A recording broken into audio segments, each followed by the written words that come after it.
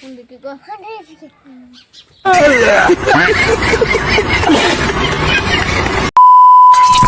Hello guys, good morning সবাইকে। চলে আসলাম একটা মিনি ব্লগ নিয়ে। আর আমার মা এদিকে বলছে ভিডিও পরে বানাবি, আগে ভাতটা গিল।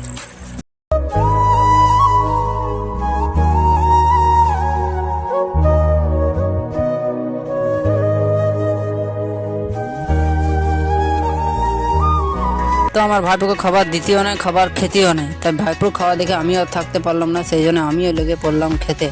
আর খেতে খেতে দেখছি আমার ভাইপো কি যে বলে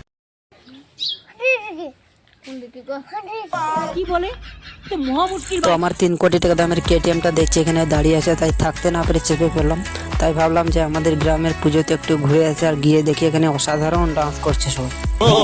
আমার জিগাটা হাতে করলি চুরি আরে আট করিলি বংশী গদর খাটি খালকে যাবি ওই আমার জিগা। তারপরে এখানে আমার ভাইপুর ছোট্ট একটা পোস্ট, আর তোমরা দেখতেই পাচ্ছ যে আমাদের মা সরস্বতীর মুখটা কতটা সুন্দর। তো বন্ধুরা, ব্লগটা এখানেই শেষ করছি, চলে আসবো আবার পরের ব্লগে।